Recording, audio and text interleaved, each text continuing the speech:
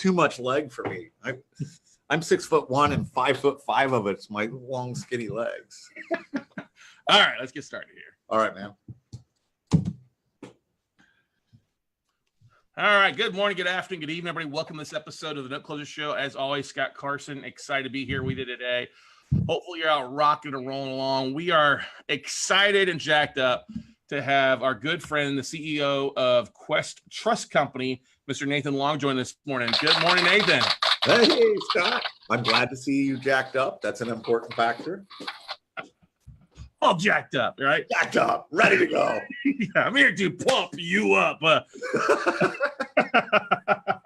Oh, good times, good times. Well, we are excited to have you. I know you got a busy schedule. You got the Questies running all across the country, doing amazing things and talking and speaking and sharing a lot of things. We love having you because it's our usual first Monday of the month is Money Mondays, reserved for Quest Trust Company. And you and I were talking before we went live here about some of the cool things that we're going to be talking about today. But for those that haven't heard of you before or don't know you across our AM, FM dials, our 80 countries that people listen to the show on, and then all, of course, 50 states, take a second to share who you are, Nathan. Okay, well, my name is Nathan Long, and president of a company called Quest Trust Company. Mainly what we do is we hold private assets with tax leveraged accounts. Things like people's IRAs, the Roth IRAs, health savings account, Coverdell accounts, individual 401ks, SEP-IRA, SEP-IRA. So tax leveraged accounts, and what does that mean? It means that most people that have those accounts hold stocks, bonds, mutual funds, CDs, all the stuff that you handle it, but you don't have to hold those things. You can hold private assets. Private assets include things like real estate or private stock, but a big asset class that works really well inside of self-directed IRAs is, guess what, Scott? Notes. That's it. You got it. You guessed it right. Ding, ding, ding. Hang on a second. That's right. And it really, I'm joking and stuff, but it really does work well because a big portion of the way you look at note investing is not always a knock it over the fence thing. It's a constant churning, at least for me, that is. Other people do it differently, different skills levels. I got it. Different people are all over the place. But for me, when I'm investing in notes personally, me, Nathan Long, not things, I'm looking for long-term, steady, nice return secured by assets, that are going to give me overall a little bit less hassle than other things, right?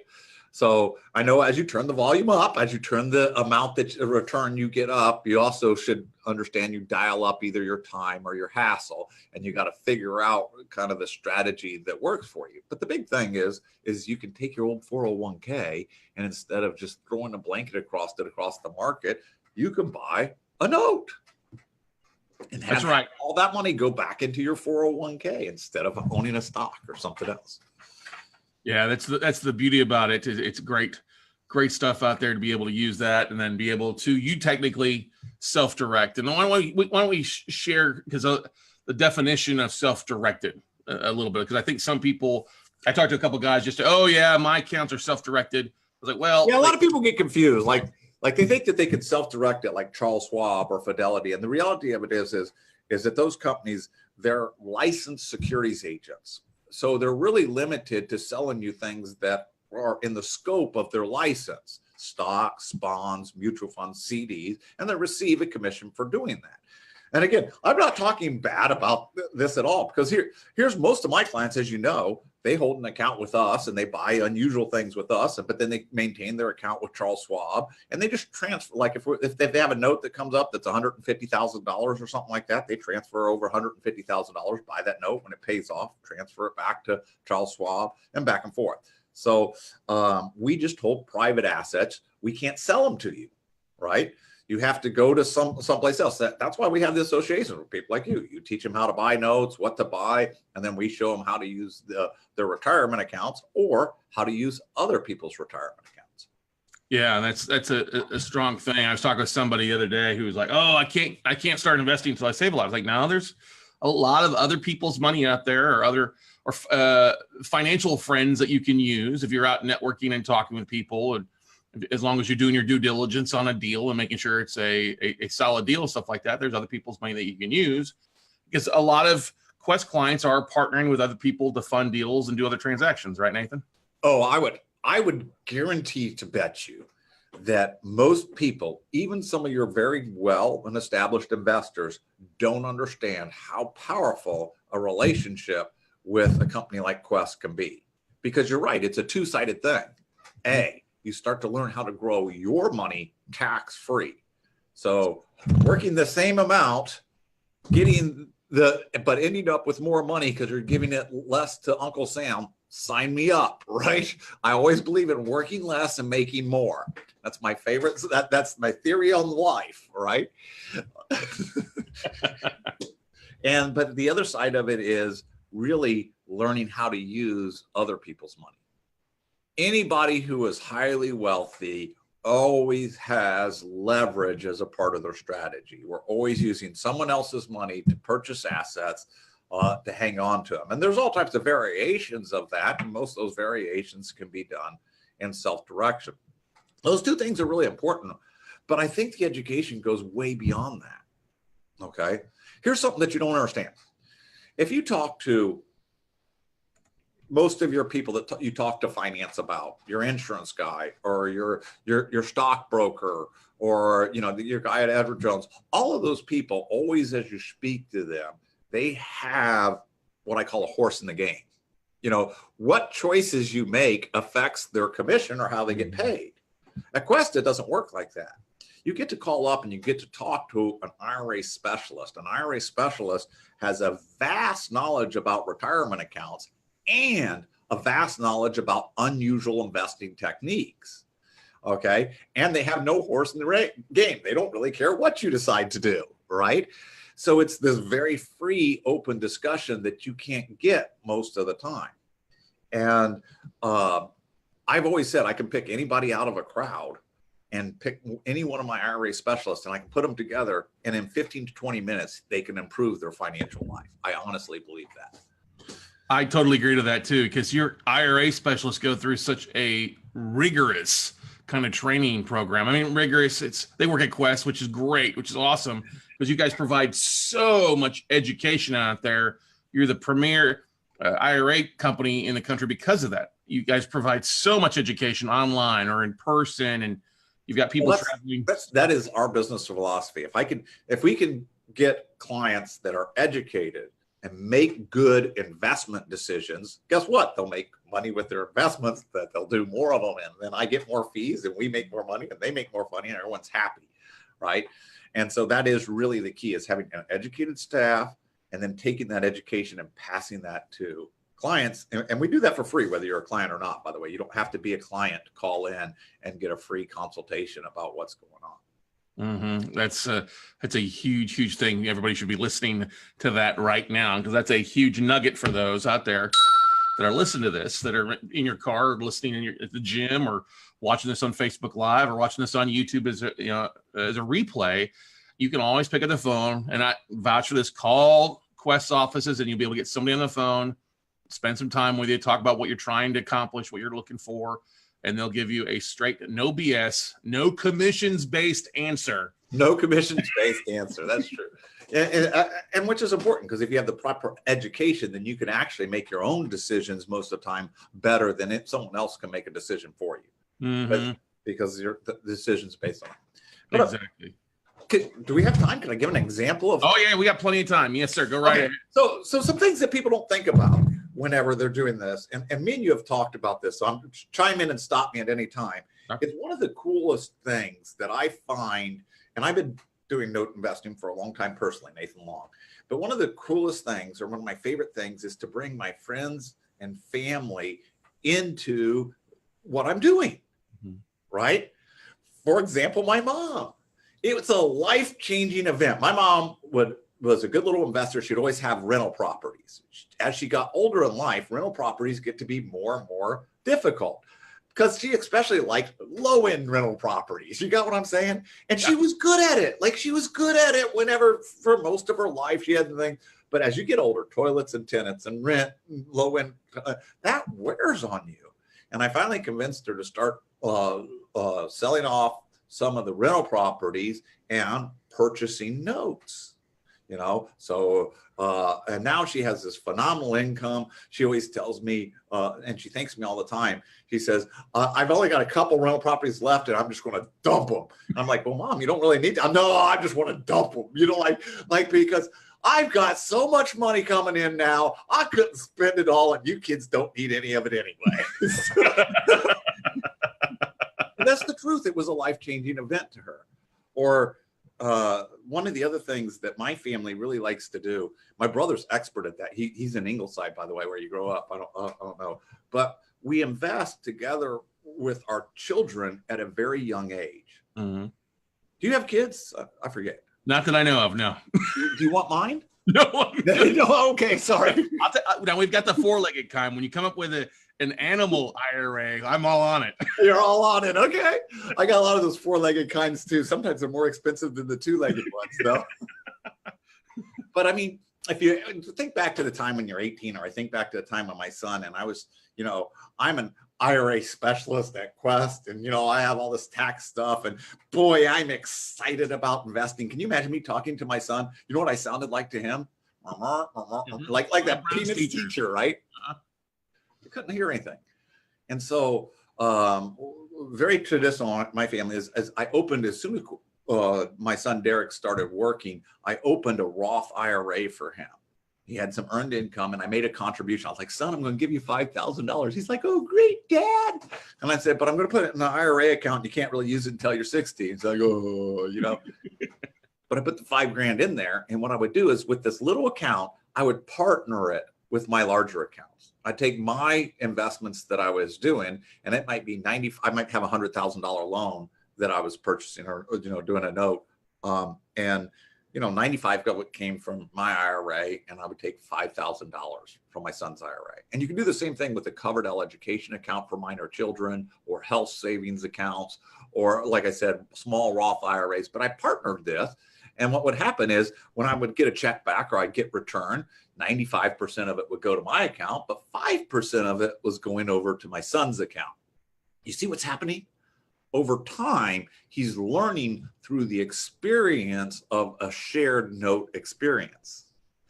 He's learning about actual investing. At first, he wasn't even concerned. I got that first note back, and it went from 5,000, 5,600. He went, woo. And then I got the next time, you know, and again, guys, I'm not like doing the $100 note deal. I am basically 90% of the time a lender. Every once in a while, I get one of my notes that pay off early, and I get a pop. You got that? But most of the time, what I'm doing is I'm the back end note guy. In other words, you guys are finding the deals. You're doing the $100 option, and I'm okay with that because I don't want to have to do the work, right? So I'm trying to explain my position as an investor, so people know that most of the time what I'm getting is what? A return. Yep. 10, 12, 13%, somewhere in there is where I tend to range in my investments. Some get above that, some go below that, but that tends.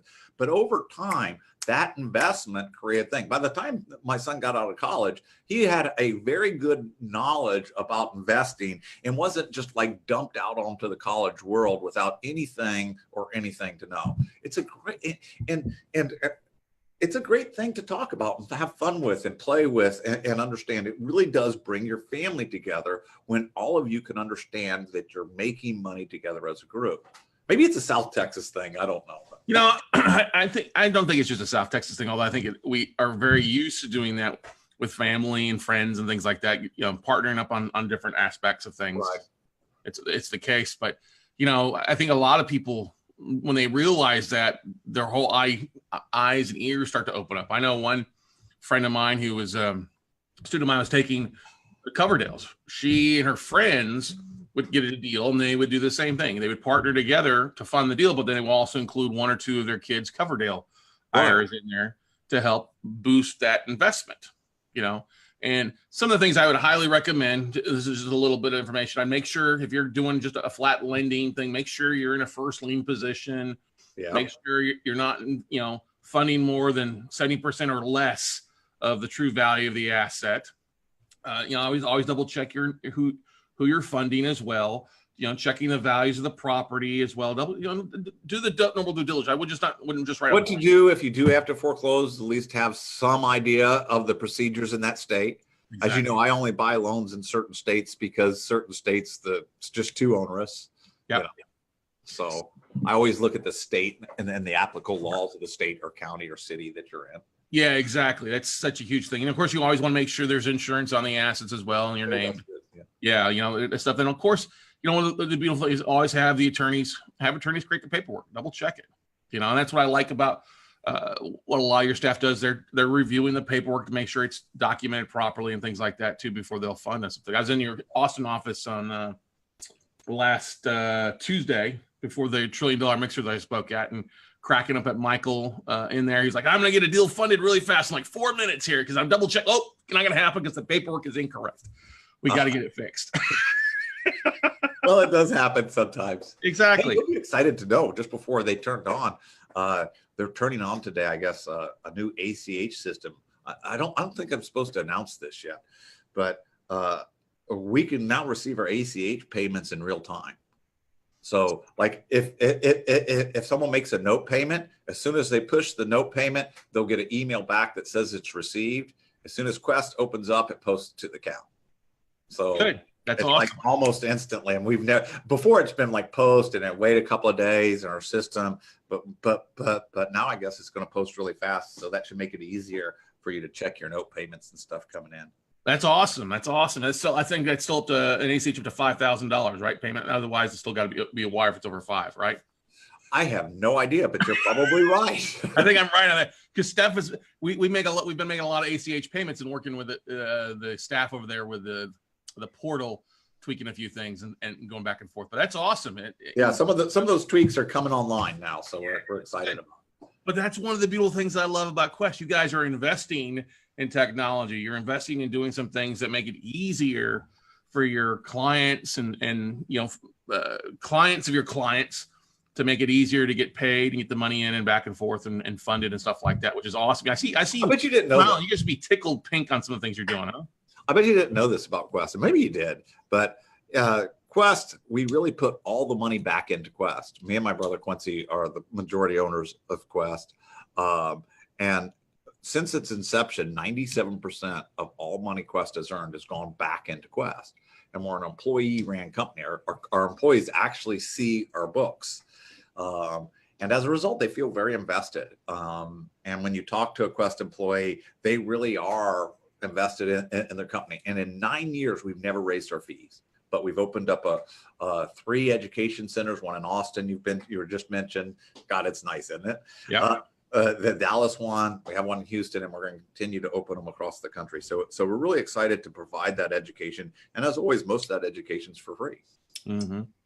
Exactly. Now, you do have an amazing event upcoming here in August, the 2nd annual Quest Expo, which is the 23rd, 24th, and 25th of August. You had an amazing event last year around the same time with over 500. You basically convinced the girls to do that event, didn't you? I tried. I said, they were going back and forth, and I was like, you keep speaking of these other expos. Why don't you guys just create your own and bring the people? Yeah, I thought you were nuts too, but my God, everyone got so excited. Yeah. We I don't know, we had 700 or 800 people there, and I got such good feedback. Again, same thing with the expo. When we do an expo or sell tickets to the expo, we took everything from the expo and put it, whatever we put it back in. So people kept getting excited, and they buy more tickets. Well, then we put more stuff onto the show, and then people got more excited. So yeah, we're really excited for it this year. I've honestly, and I may be partial, but I think it's one of the best expos that we've done or had in a long time. It's gonna be. I hope I can repeat it and have the same type of thing. I believe you are. I think a lot of people. I know we actually changed our schedule to fit our mastermind around the last ones, and we're doing the same thing this year. It's in Houston this year instead of Dallas, the 23rd, 24th, and 25th. That's a Friday, Saturday, Sunday. You can go to questexpo.com to get your tickets if you're listening. This is a ticket that you're going to want to book ASAP because you can save some price on the early discount tickets. If you use the code Carson19, we'll give you a discount as well. We thank Ingrid for creating that for our Note family and Note Nation out there. But think about this. Where else are you going to go and be able to hang out with hundreds and hundreds of other real estate, note investors, people that have IRAs looking to invest, and then the other experts, the speakers? You had some really great panels. on the last one, and also some great breakouts by speakers. Great vendor area where we got a chance to spend time. I thought it was entertaining too. Everyone seemed to be so engaged. It was really fun. It was none of this like, we're here to discuss a tax fraud. Like the people on stage were really animated, and it was a really good show. Yeah, and it was funny. Some of the panels and everything like that you had it was really good, back and forth and things like that too. So it's highly. I know you've got a few things lined up. I know that Ingrid is talking with our buddy Mark Usick about maybe coming out doing a hypnotist show. You had a casino night last year, and you're planning on having another casino night the second night here as well, which is a lot of fun with everybody. You had just a great thing. I talked to Fuquan Bilal yesterday or the last week. He's excited about returning. So I think it's one of the great things is you have such an amazing expo, and like I said, it's just the energy of it just is boom. You can feel it when you walk in, and it's the staff is excited. Everybody in the staff it was working the event was excited and pleasant and just jacked up about it, and everybody was, I know everybody from our crew that was there because we had about 70 plus people at it, and they were just like, oh my God, this was awesome. We can't wait for it next year. And so that's one of the things we're doing. We're tweaking our mastermind in 4 months to be wrapped around the Quest Expo so that people can kill two birds technically with one stone or one event. And, that's the thing you look at. You go not only just for the networking, but you're picking up relationships and building relationships. I know people were coming in. It only takes one. That's so truth. Like if you go to an event like that and pick up one good one, that's all it takes. Yeah. And if you don't, then maybe try a different cologne or something. Places. Honestly, brush your teeth. I had people coming from all over the country, and I have the advantage of knowing what's in their pocket because not that I can tell anybody that, but right. But I know, and the amount of big name, big money type of people that showed up there to find investors was amazing. To find places to put their money, I was really impressed with that. So thank you for suggesting it and pushing the girls to doing it and giving us some of the guidance on how to make it so good. Well, Ingrid challenged me Tuesday to help fill more seats to make it even bigger and better this year, and I said I'd be glad to. Glad to help drive engagement. So if you guys are listening out there, once again, go to questexpo.com. It's August 23rd, 24th, and 25th. Not meant to be a sales pitch. Trust me, this is an event that you want to go to. I don't get anything off the tickets. I'm just glad to have more people there because it gives us an opportunity to network with everybody and really spread the Quest gospel, as we like to say, on the growth and the creative things that you can do. So, Nathan, what are some of the other creative deals that you have done inside your IRAs or HSAs or ESAs out there that gives some people something to think about while they're listening to this episode? Well, I like to think about is once you have a deal, sometimes it's good to, before completely executing the deal, to what I call bring it back home and think about it. Like look at it a little bit and see where it will work best. For example, okay, had a deal, and here's where we're going to buy a note, right? And then he was selling the note off and taking the back end of the note. In other words, he was going to let the first front end of the payments flow to the person's money who he is using. He's using a $100 option, but about 5 to 6 years from now, he's going to get 5 or 6 years of payments, which he doesn't have to pay anything out on. So costing him $100 now, put it in the cooker for 5 years. It doesn't do anything. And after 5 years, it starts making payments. Where should that deal be? For a lot of people, that deal should be in a Roth IRA. Listen, I'm starting with $100. I'm going to turn $100 into a whole bunch of money, but it's going to take time. I don't really need the money now. I've got plenty of time for it today. I put that in my Roth IRA and all that happens tax-free. I'm padding my retirement, right? Versus if I was doing that, I'm going to take all the money on the upfront and I haven't, eaten today, right? I need to pay my mortgage. I need to do things. Then I use that deal in what I call my eats bucket, or I'm feeding myself now. But a lot of times I'm dealing with a deal where I'm getting a small income stream, right? That's going to increase over time. or like putting up $100 and I'm getting an income stream over months. It's going to build up wealth over a period of time. Some of these longer term type of strategies really belong in different types of accounts. And you got to pick. You could also make a mistake and go the other way. Here's something I did years ago. I invested in a note with my niece's Coverdell education account. Okay. This was a note that was secured by a business and some other things. It's a very long-term note. I thought, well, look at this. It pays great. It pays great. It's got a great interest rate. It's going to pay great. The problem with it was long-term, and it was a Coverdell education account. She just graduated from college and the investment's still going on. You get what like, yeah, we had other money for college, but it was kind of funny, like the investment's a good investment, but it was so long-term. I hadn't taken into account the fact that, hey, we actually need to pull this money out and use it before then. But most of the time, I think that the way to really do it is to take a moment and look at it. And I think the most underused account, or the account that I think that people miss, and it's expanding its powers most likely in the future, is the health savings account. Health savings account's amazing. You put the money in, you get a tax deduction. You take the money out, it comes out tax-free for qualified distributions, which are hugely broad. It covers all types of crazy stuff, including, optical and dental and acupuncture and holistic medicine and massage. All this is qualified medical expenses. And it's not only for you, it's you, your spouse, your children, and parents. And you can pick up receipts from previous years. Building money in a healthcare savings account, according to John Heyer, it was one of the most important steps to building financial freedom as we go forward. And you go, well, why? Well, cost of healthcare is going up for several reasons. One's administration, but also technology. We get better and better at fixing things, but those fixes cost more and more. So we'll need more money. You get sick, you get ill, you'll destroy every bit of your wealth building up that paying off to be better. Yep.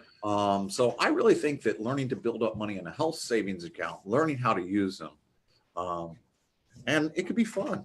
Do you know? Once I bought an airplane engine. I was hoping you would talk about that story. Completely tax-free. Yes. Tell us about. Tell us how you structured this deal. Tell us the deal. Tell us the deal here. Yeah. Okay, here we go. I got time. You sure? Oh yeah. We're gonna talk. Years ago, I had opened a health savings account. With the health savings account, like I said, you put the money in, you get a write-off on your taxes, and the idea is to have some money there to pay for your medical expenses. You do have to have a special type of insurance called a high deductible health plan, but 64% of all Americans that are covered under health insurance are covered by a high deductible health plan. So most people qualify to have one of these types of accounts. What I did with that particular account is I put $5,650 in. That's how much I could that year. The contribution limits are different now, a little bit higher, and they're expanding to get much higher as they go into the future. Okay.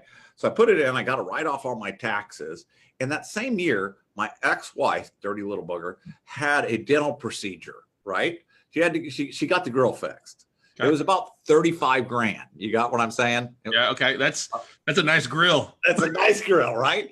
Okay. So any of you guys that were married or are married, you know that I had to fix the grill, right? Yeah. So I didn't have 35 grand in my health savings account. How much I have in there? I had 5. Everyone follow me? What did I do? Well, I pulled out the Southwest card, paid for the teeth, and went on with my life. But I could have simply put the money in the health savings account and the very next day taking it out. Would that have been worth doing? The answer is yes, because I got a deduction on my taxes, right? I was in the highest income tax bracket. It would save me a couple of grand in taxes. But that's not what I did, Scott. I put the money into the account and I started to invest it with the partnering that I was talking about earlier.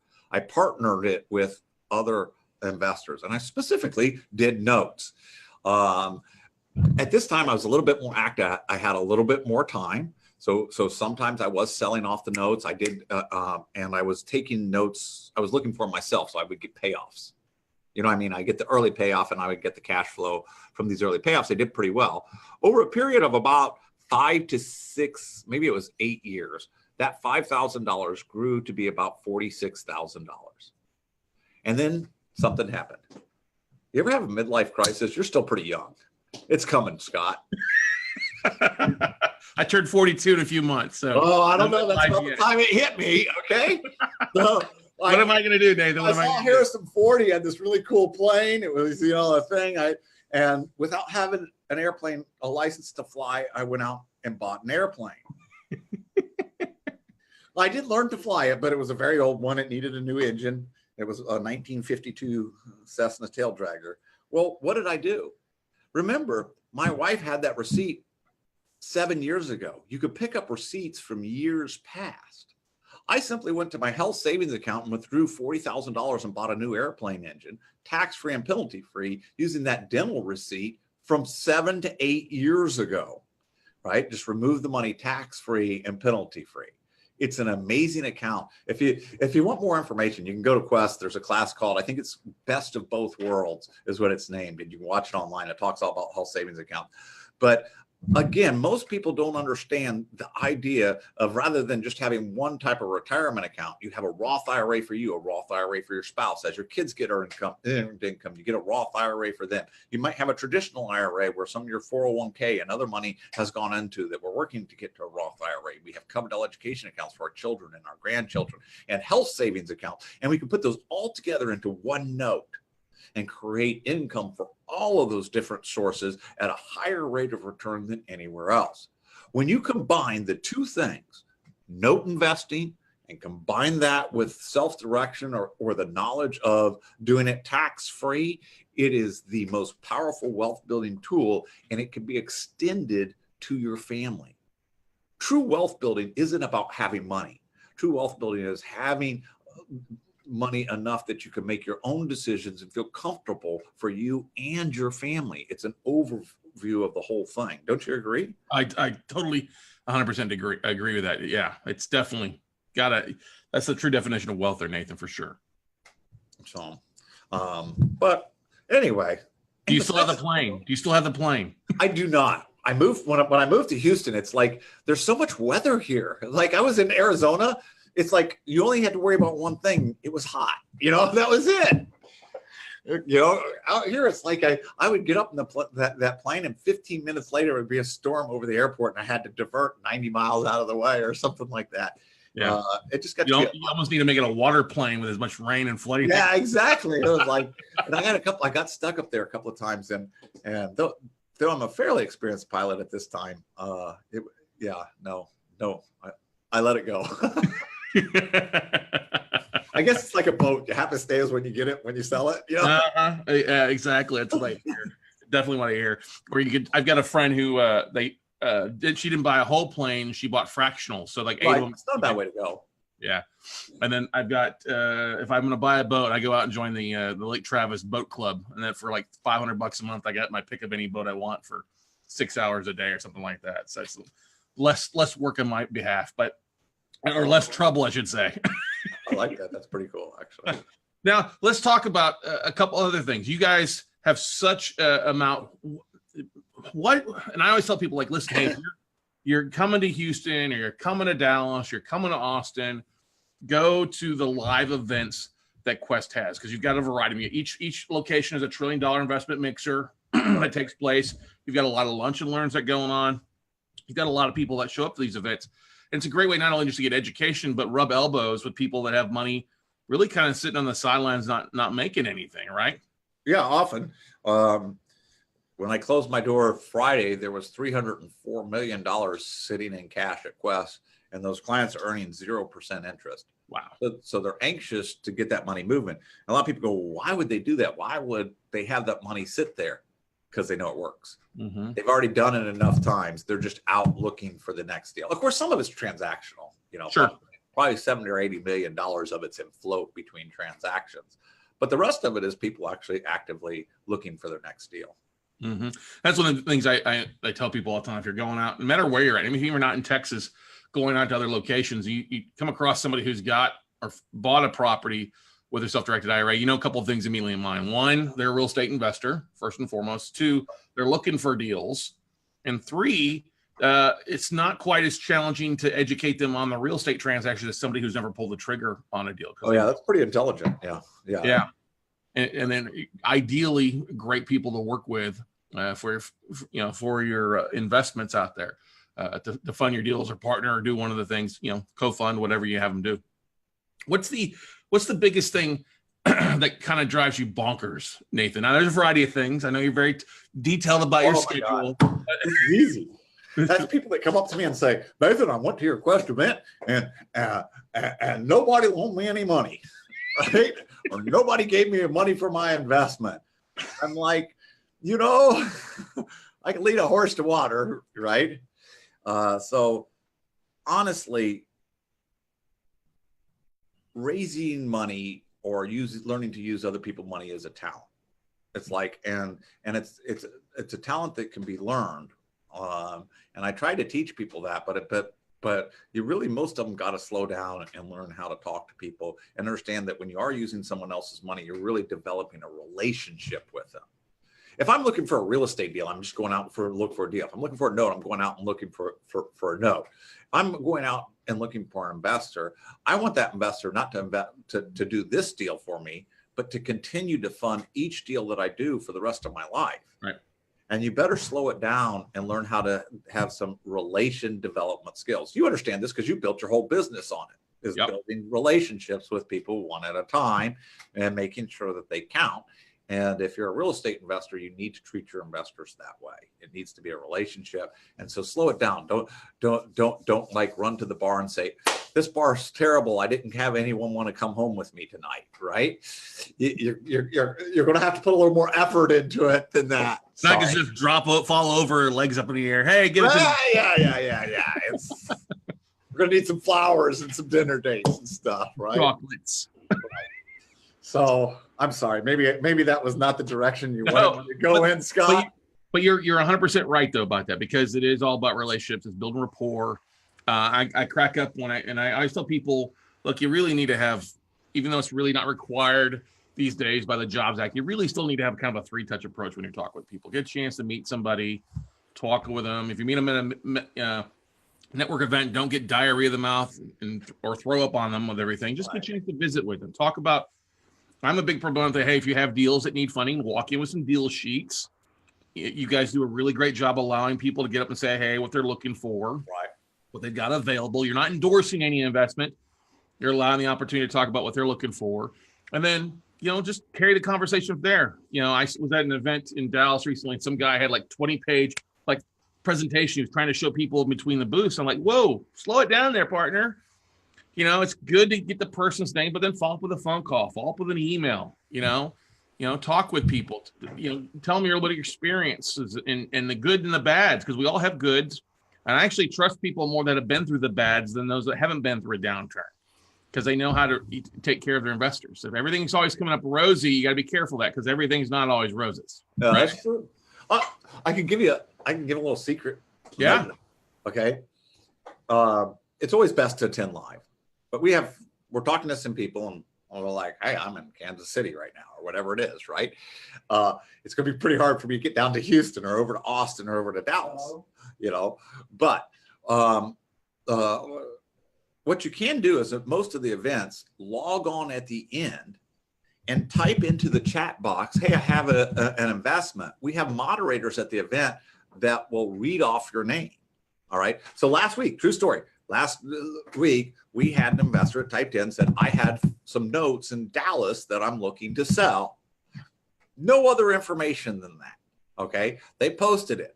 Didn't get a response right away, but then the little thing went online and someone saw it.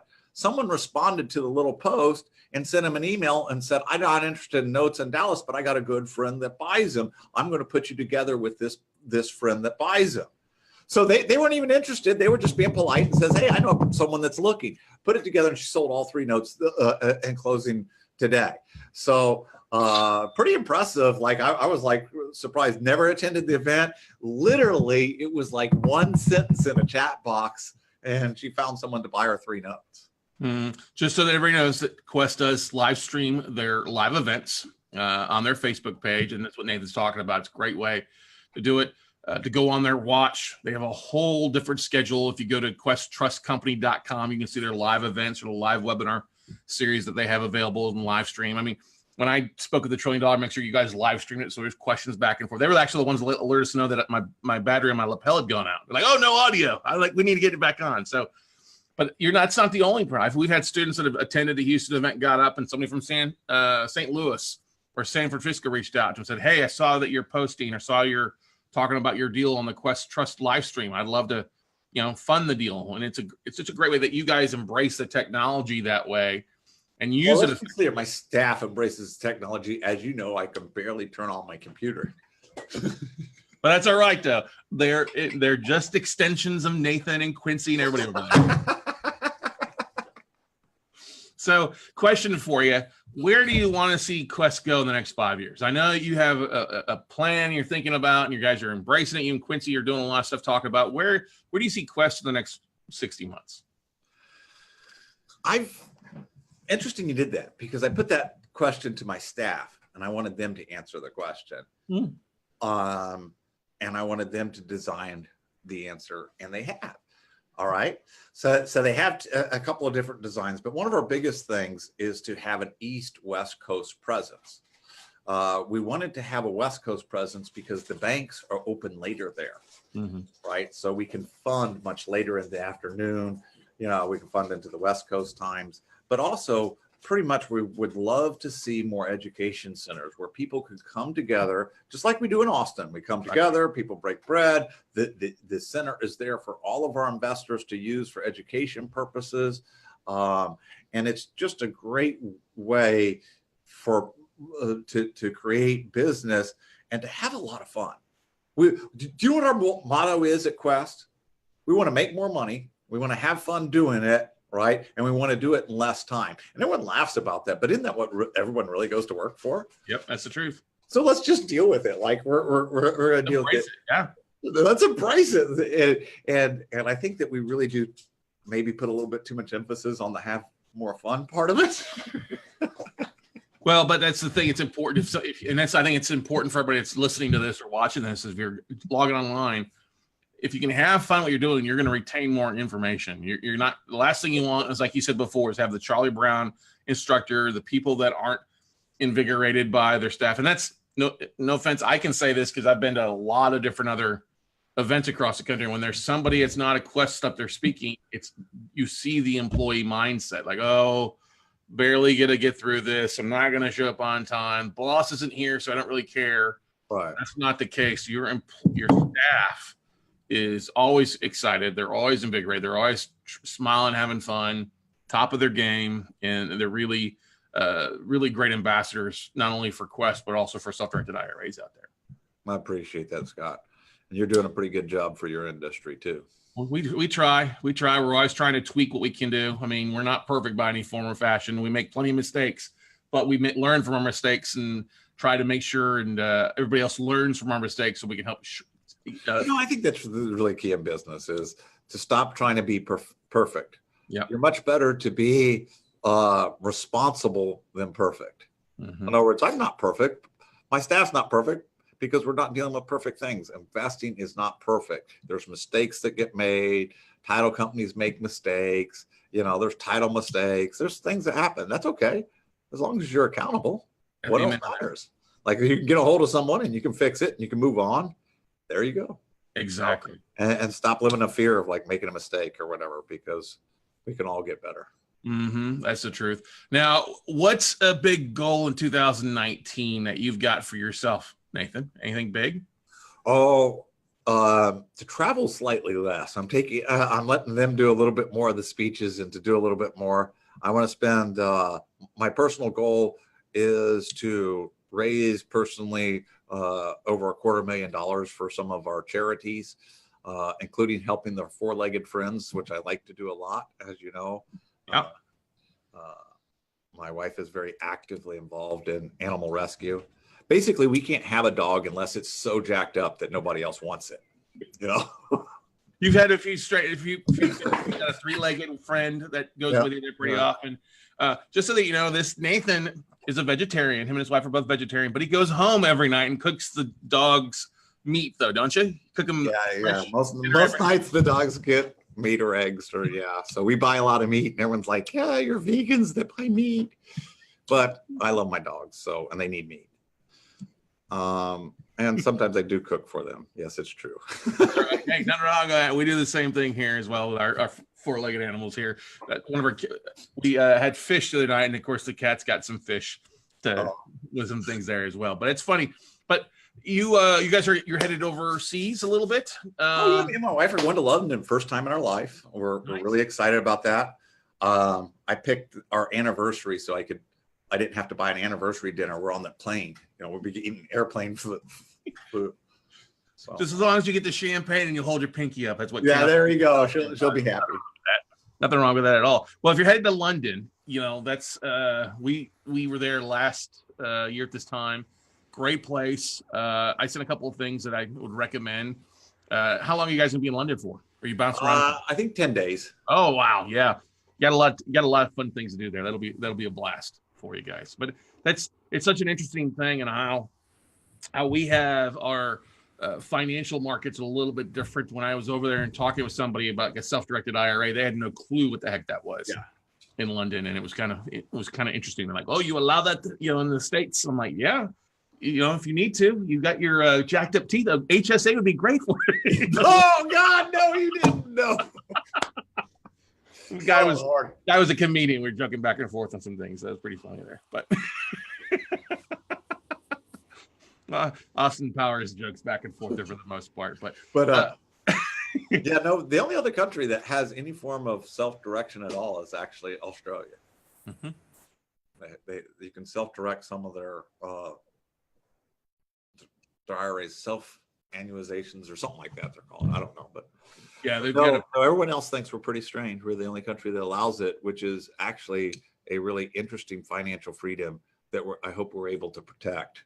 Mm-hmm. Because it really does spawn a lot of small businesses. It helps a lot of Americans maintain and keep home ownership. That's something that a lot of people don't talk about notes or something, which is the social aspects of what we do. I often help people. I like making money, Scott, mm-hmm. but I think more importantly, in some of the investing I do, is I've actually helped people save their homes. Mm-hmm. I think you should do a whole show just on that. Honestly, about some of the examples of just what we've done that are social impacts. Wow, we made money. Yep. I totally agree with that. That's one of the beautiful things that we always like to joke about. Well, no, we're joking about. I mean, our motto has been turning problem properties into profitable solutions. But instead of rehabbing the house, our biggest goal is to rehab the borrower and to help them stay in their house if we can. It doesn't always work out that way, but that's a great idea. Yeah. But I think that a lot of people lose sight of how much social impact. They always like to make investors out to be some type of evil people, and they don't really understand without the influx of money, especially in these neighborhoods where houses are below, say, $75,000. Yeah. Banks don't want to mess with that stuff. Yeah. No, without the private industry coming in and saving and fixing and taking care of some of those notes, these people would not have their homes. And that's something that people should understand. Politically, it's really important what we do. I would agree with that totally. Yeah, we looked at our portfolio right now. We've got of the stuff over the last 2.5 years, we're at 65% of retaining the borrowers in the properties, which is that's amazing. Yeah, it's we're a little more selective on what we're buying, but still, though, that's our whole goal in mind. Is if it's occupied, that's one thing we want to buy, because it's a win-win. Being able to keep somebody in their house and helping them turn that what was once the American dream into really the American nightmare if they're behind on their mortgage and afraid they're going to get foreclosed or evicted, and then being able to take away that fear and say, "Listen, hey, I get it. We've all been through things. Who is that bum? Aren't you supposed to be out working? Aren't you supposed to be working? This is a flower on his lapel. I know, all fancy there. We got Nate Hare join us there. Oh, there, in and out. I just want to say hi. What's up, buddy? Nate show for 2 seconds. That's a Nate and Nate show. There you go. Good stuff. Good stuff there. But you're right. Yeah, I didn't mean to interrupt you. I'm sorry. No, it's good stuff. But we agree. It's an important thing to do that. If you can help give back in some sort of fashion while you're making money, it makes life a whole lot more fun. It does. Exactly. Well, I want to thank you for taking time to come out, two South Texas boys, once again on the Note Closer show there. How big was Orange Grove when you were living there? How many people were there? You remember? 3,500? Yeah. Yeah. It's a little bigger. Someone told me it's growing out there. I was like, are you sure? Are we talking about the same place? Yeah, well, that's the same thing. Ingleside, where I grew up at, was 3,600 when my parents moved there and started the local hardware store when I was in the 4th grade. Now I think there's over 10,000, 11,000 people. There's activity and good stuff. The Texas Riviera. Good stuff. Good stuff. All right, Nathan. Well, hey, thank you so much, Scott. Thank you, bud. And once again, guys, check it out, questtrustcompany.com or go to the questexpo.com. Grab your early bird tickets right now. Use the discount code Carson19 to, I think, get 25% off. Take advantage of it and book your tickets now to the largest self-directed IRA event in the country, the largest and the best. Come on out, and we'll see you guys there in August. Otherwise, go out, make something happen, and we'll see you all at the top, everybody. Bye.